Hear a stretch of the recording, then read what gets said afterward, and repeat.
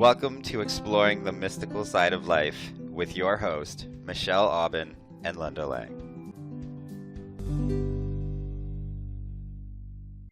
Hi, this is Linda Lang from ThoughtChange.com, and I'm here today with George Kokich from Spiritual Frontiers, Canada.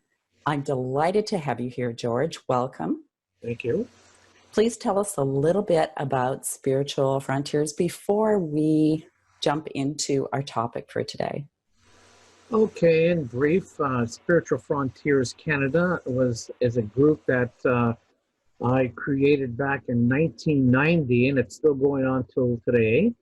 And basically, it was an educational forum to allow people to learn about all the different, let's say, philosophies and, let's say, perspectives about life.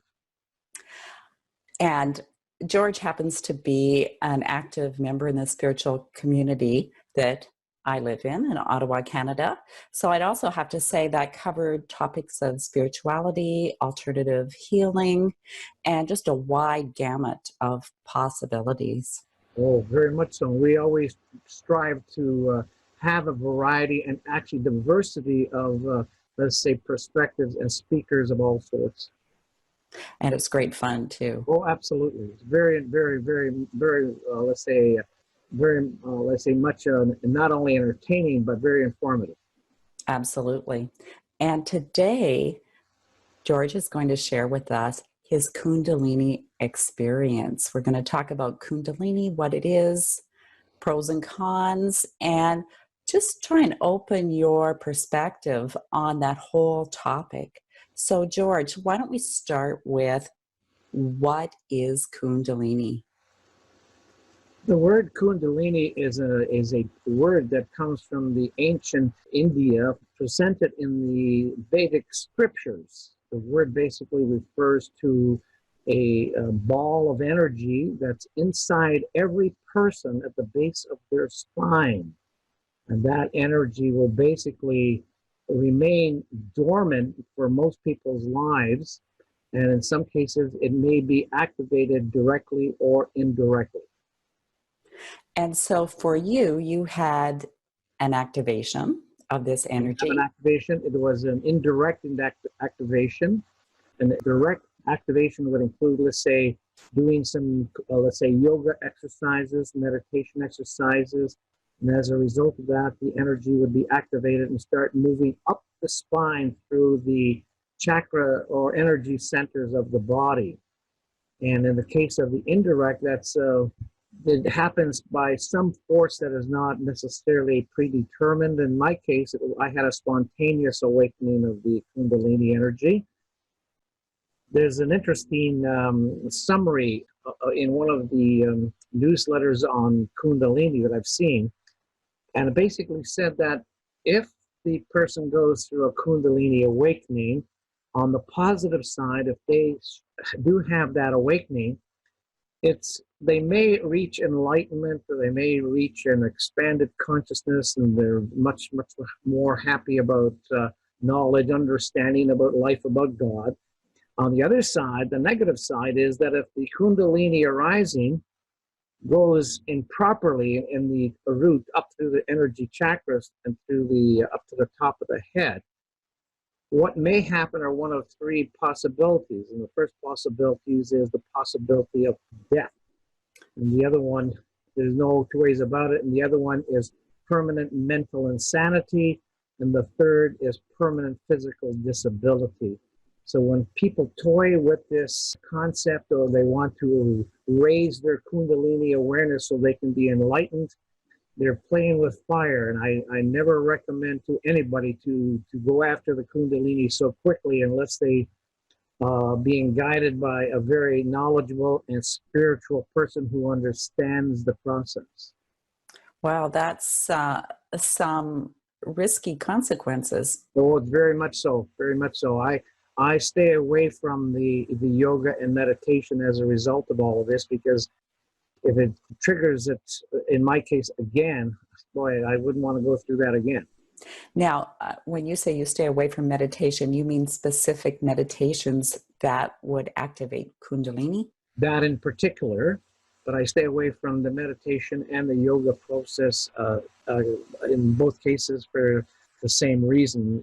They were triggering the movements of the energy when I was going through the whole process. And so were you using meditation or yoga before this spontaneous? Well, first of all, I never heard of Kundalini when it happened to me back starting in 1968. I went through a 21-year cycle. And as I was going through it, I didn't even know what was happening to me.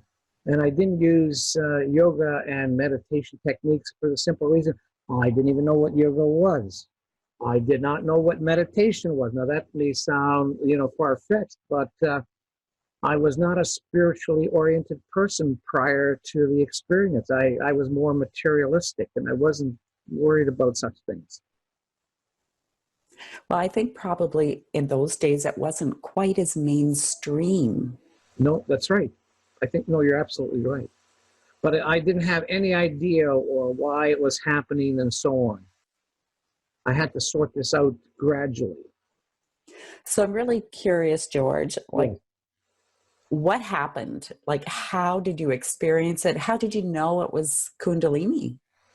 As far as my Kundalini, it went from 1968 to 89. That's 21 years. I did not know until 1988 that it was a Kundalini process. Okay, so you're telling me that it was a 21-year Cycle.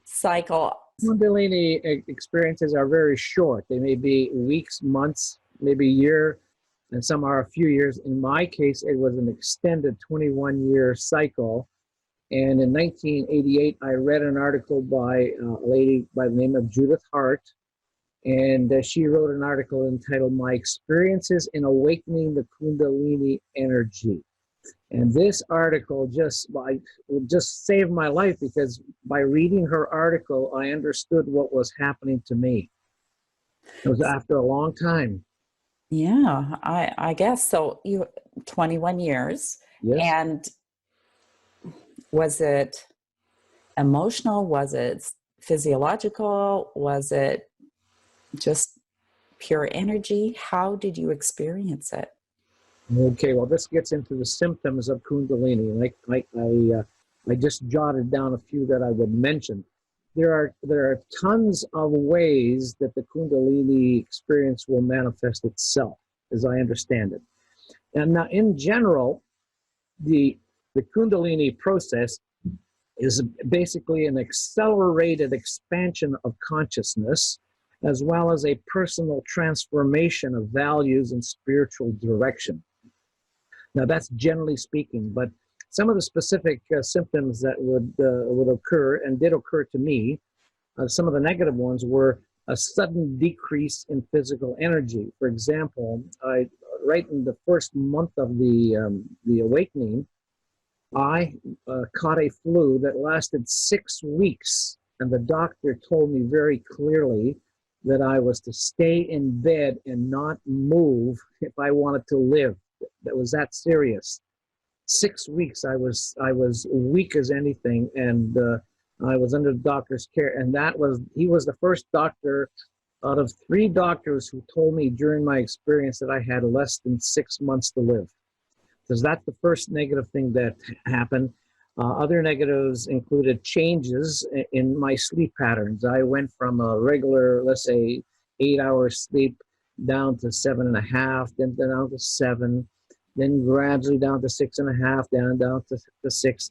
And when I was in high gear at the top of the cycle, halfway through the cycle, I was getting anywhere from 2 to 3 hours of sleep every night. And another negative thing that happened, I had these movements of energy up and down my spine at different points in time, and I didn't know what was happening, where it was going, or why it was happening. And the hardest part of all that, I had nobody to talk to, nobody whatsoever. This was back in the late 60s and then the early 70s. So did you have any idea that this had a spiritual nature, or did you think it was purely physical? Well, I would put it this way, that I didn't even know what the word spiritual meant. Had no idea what spiritual meant. All I knew at that time as a materially oriented person, I was not too impressed with all the dogmas and praying to statues and kissing icons and that people were doing. I kept on saying to myself, there has to be a larger, a bigger picture of what life is about, not all of this stuff. So I didn't really know. I really didn't know. Wow. What? And 21 years of it too. I went for 21 years, and it was not always easy. Some of the positive things that happened, or symptoms if you want, there was an expanded use of all my basic human senses. I could think, how I could feel, how I could see. Everything was just like I had received some extra medicine or something to do things better. And I could think faster, I could work faster in projects that I was working on, whereas it would normally take, let's say, maybe 6 weeks to work on a certain project. I could complete it in 2 to 3 weeks. Wow. So the fatigue that you were feeling at the beginning, that didn't last the whole 21 years. No. That didn't. That's how it started. That's how it started. My energy base just wiped out. Other positive things that happened which were signs of the Kundalini. My inner intuition expanded enormously. When I had this intuition or feeling that something was true or not true or going to happen, I was right on all the time. I always could count on my intuition to guide me. All right. And another positive was, and this was the phenomenal one, I had an increased receipt of psychic messages that increased in number and diversity and types all over the place.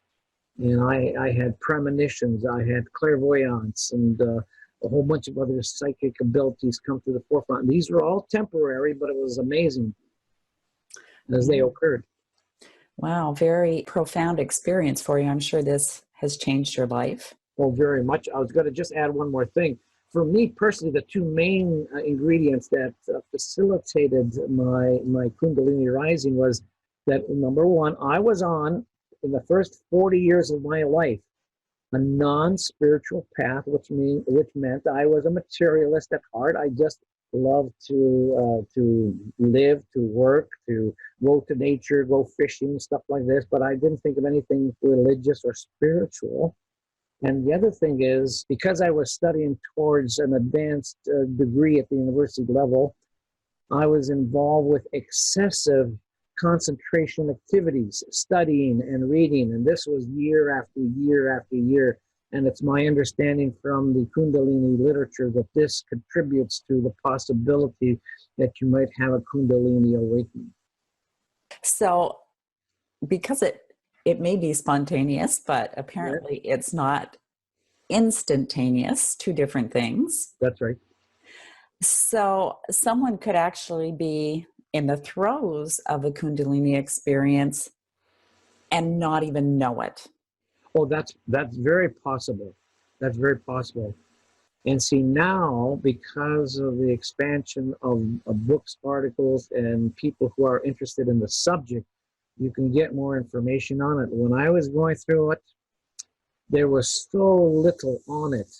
The only reference I had back in 68 and the early 70s was a book by Gopi Krishna.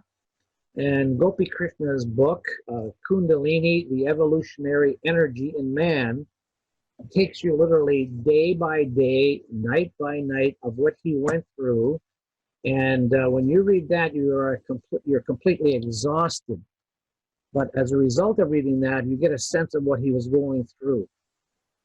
That was my starting point. So that's one of the reasons why you don't necessarily encourage people. Well, I don't encourage it because in the, let's say, the more horrendous times when things are happening, especially of the psychic and paranormal nature, they get quite scary. And if people want to play around with fire, then they will get burned. But in my case, what was amazing to me was when I started Spiritual Frontiers Canada, and we had speakers from all sorts of places, and I gave some talks on Kundalini and what I went through. Most of the people that approached me for help who were having some sort of Kundalini crisis were former yoga students who had learned Kundalini from their teachers, and then the teachers abandoned them because they didn't know how to handle certain crises that came up. And I coached several people as best I could, and I told them, I'll just give you my opinion, and you can take it from there. And it was a tough time, to say, for a lot of people. Yeah, I would suspect there aren't too many actual Kundalini coaches out there. There are a lot of the yoga schools, from what I see in local advertisements, where they are, let's say, promoting Kundalini yoga classes. Here's something that happened that I'll never forget. We had a member of Spiritual Frontiers Canada, and she was in a yoga class with one of the local groups.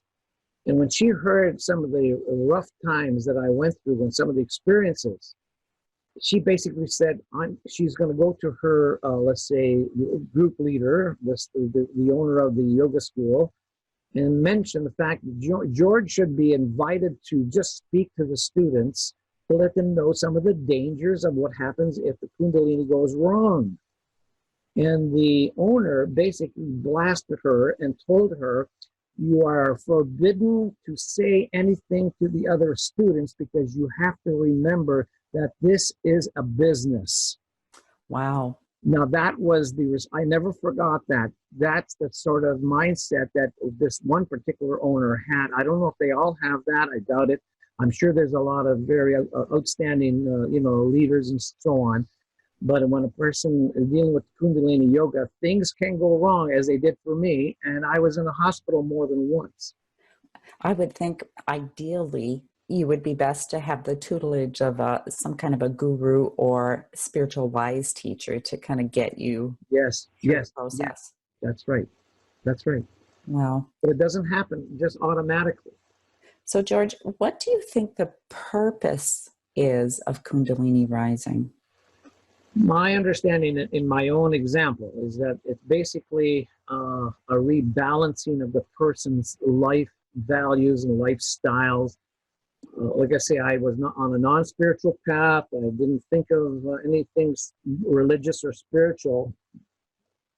But I think that the rebalancing and bringing the person back to normal, and there's a second part of it. There's also a shift in the person's direction towards becoming more spiritually inclined and understanding the nature of the Creator, and understanding the scope of what the Creator has created for one and all. To make that connection, the interconnectivity between everything and the Creator. I think that some people think of Kundalini as instantaneous enlightenment, and that enlightenment is a state. Let's face it, Jesus set pretty high bars for humanity on the topic of enlightenment, and Buddha, and all of the great teachers. So it's not really like that. It's not like, poof, all of a sudden you are a fully enlightened being in a physical body. It doesn't happen that quickly. It can happen gradually, whatever enlightenment may mean to the person. I met a lot of people in my travels in Canada and the States that think that they are enlightened, but the scope of enlightenment is limited to a very dualistic perspective of this is right and that is wrong, and my opinion is the right one, and the other one is if you go that way, you're on the wrong highway, and all that sort of thing. There's lots more. That doesn't sound very enlightened to me. From my experience, that there's a lot of compassion. Oh, absolutely. Compassion, love, and empathy. And I learned a lot of that, especially when I was, at the University of Chicago. I used to go down to Skid Row to do some social work there. And I met some people and had some experiences there that stayed with me forever. Wow, quite an experience, and really shifted your whole life, really. It completely transformed it. As a result of the Kundalini, my whole life turned around. I'm no longer the same person I was in the first 40 years. And I didn't, I think I was a likable person before that. But after the Kundalini, I started really examining values and issues and things that I said or things that I did. And I wasn't perfect, and I tried to be a better person in every way. And that's why I created the Spiritual Frontiers, to share with others some of the things that I think were possible to learn among all of us. I think probably it also sparked a desire for contribution. Yes, it did. Yeah. It's fantastic. George, is there anything else you'd like to tell us before we wrap up about Kundalini or your experience? Well, I would mention the following. I think I mentioned already the book by Gopi Krishna, the Kundalini, the Evolutionary Energy. Man, that's a starting point if anybody really wants to know about Kundalini. If you want a book that is an excellent book for a philosophical perspective, a psychotherapist perspective, as well as a medical doctor's perspective, all in one, the book A Farther Shore by Dr. Yvonne, Kason, and Teri Degler. This book came out in 1994, but it is just loaded with information to help people along the path. And her book has a lot of wise wisdom for a person who went through a Kundalini and a near-death experience and so on. And by the way, there's one more reference that I would mention. And there's a group out of Markham, Ontario called the Institute for Consciousness Research. It's called ICR. And if a person goes to the internet and they put in newsletter at icrcanada.org, they can see the sort of things that the ICR does. They have provided a great deal of very positive information for people who are interested in the Kundalini experience. Okay, excellent. Very good. Thank you for that, George. Well, thank you. George, would you like to share your website or your contact information? Well, I'll tell you what. I during my Kundalini experience, I started to receive information about a new understanding about the word truth, and as a result of that, I wrote up my so-called first book. It's actually only 32 pages, I think, but I put it on the website. And if anybody's interested, it's under truality.ca. Truality, Truality, truality.ca. And it's basically a general description about the word truth and reality and what it all means. Perfect, perfect. Well, thank you for spending time with us today. No, I thank you for having me. It's a real pleasure. It's been a fantastic conversation, and I learned a lot too. So thank you again. Very good. This has been Linda from ThoughtChange.com. Thank you for joining us today on Exploring the Mystical Side of Life. Bye for now.